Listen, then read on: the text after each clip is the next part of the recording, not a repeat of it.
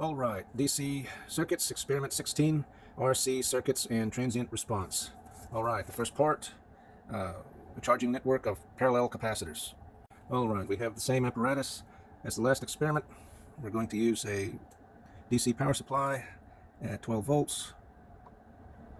Enter. Got 12 volts available. We have our DMM, digital multimeter, and we have two capacitors, a 220 and a 100 microfarad capacitor. Make sure that when you do your measurements, you pay attention to the polarity arrow. That's very important.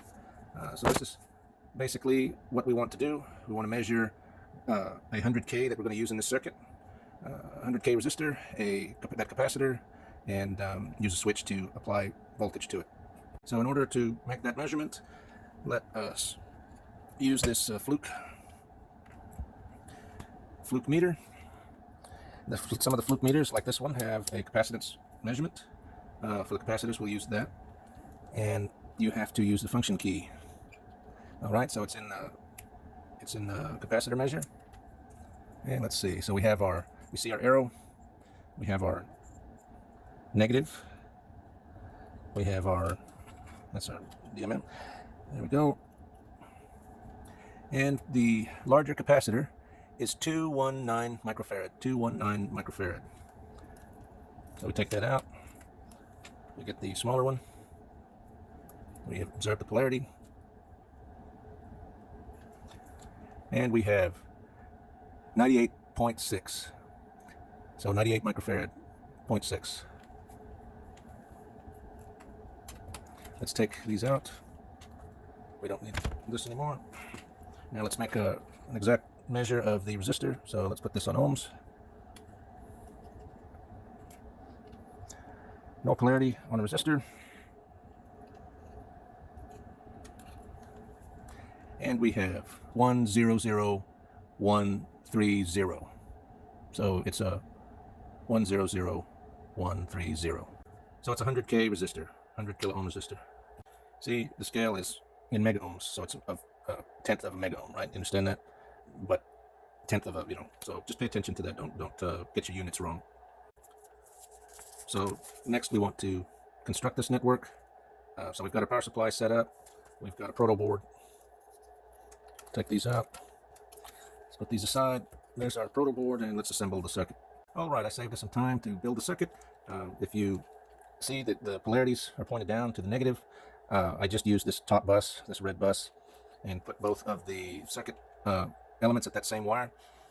Here's the output of here's the input from that resistor. And so if we plug this in, we'll be able to basically switch this on and off by taking that on and off. And this will be our negative right there.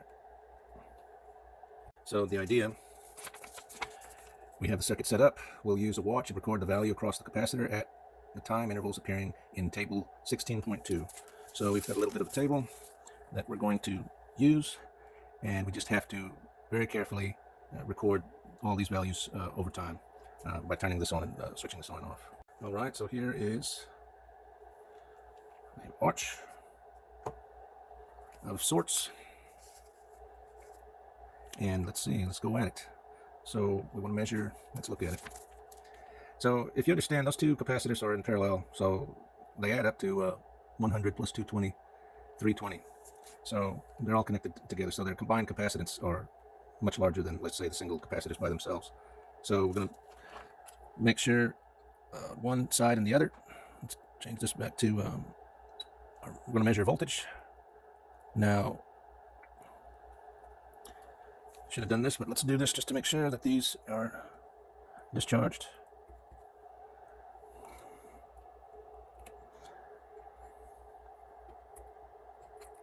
So it looks like they're discharged.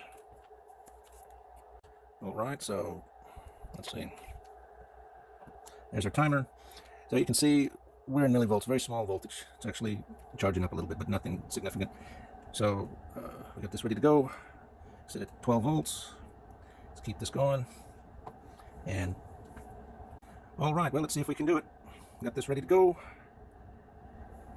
See if we can do this in one nice operation. All right, let's try it. We've got this, and ready, set, and go. All right, so if you understand, every 10 seconds, ready, 10. So 10 seconds, that interval, that voltage needs to be recorded. So let's say 3 decimal points. So let's say we reach 10, 28, 29. At 30, it should be like 7.195, whatever it said. So you just want to keep doing that until you've reached all the little intervals. So we're at 50 seconds. So it's 60 seconds. So we're at 60 seconds here. 7, 8, 9, 10. So that would have been all the way till you reach 200 seconds. So each time you're going to have to stop and record that information. So it's up to you to decide those numbers. This is what you're going to use to create a great graph. So let's say every 10 seconds, 10. So that was at about 11.39 something. So we're at 2. So we're at 2 seconds in this chart.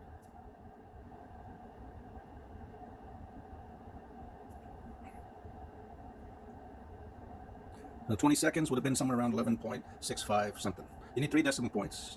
3 decimal points, or it's going to be very difficult to extrapolate a curve that is usable. And you just may have to refresh your phone. That's what I'm trying to do here. So 9. So that's at 2 minutes 50 seconds. So now we're at 3 minutes. So we only have 20 seconds left to make a measurement.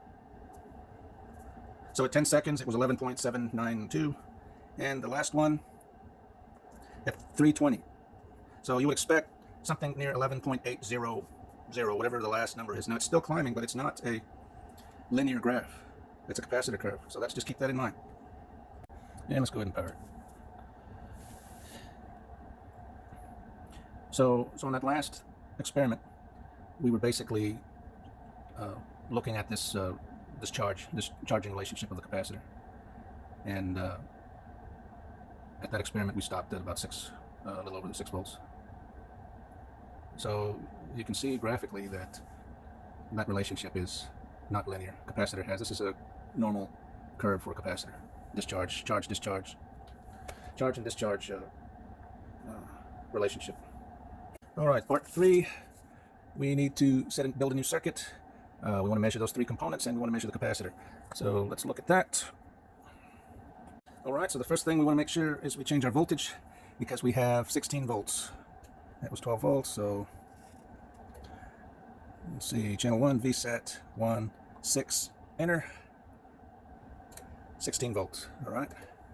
Now we have, still got that same 100 microfarad capacitor, and it's isolated. Let's go ahead and steal this, and we're going to use the multimeter to make that measurement. So here's our multimeter for measuring capacitance. Set this on, there we go, capacitive measure. And let's make sure we've got it on the correct polarity. So there's negative, positive, and what do we got? We have 98.6. Hasn't changed much since the last part. Microfarads. So this is a 98.6 microfarad capacitor, just like we did on the last experiment. So let's take it out.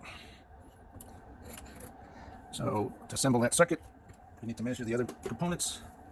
So we have got this in resistance.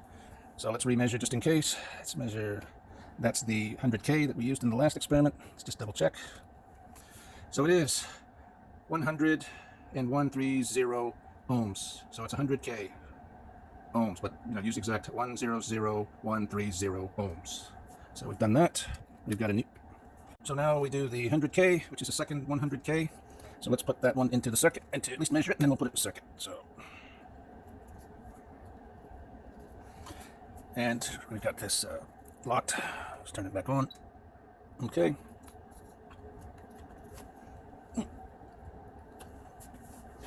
All right. There we go.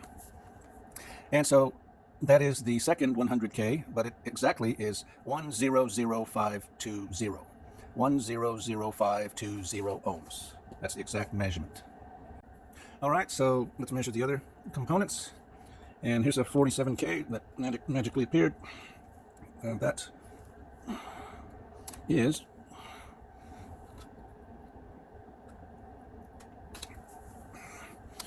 48 4.1. Let's do this.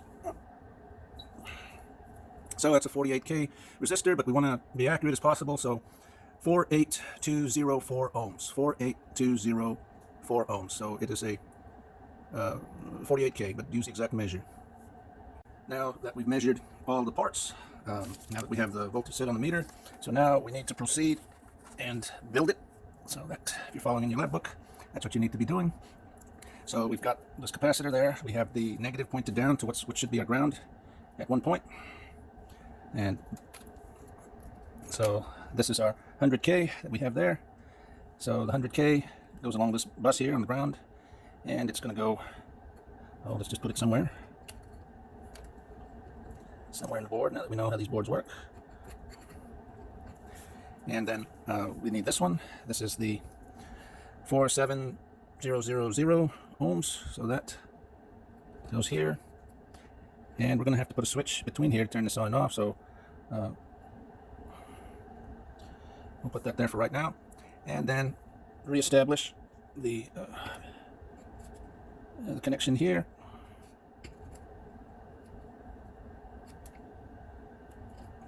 So we have this 3 parts there into the circuit. We have the capacitor in the right direction. This is our ground. So here's a little wire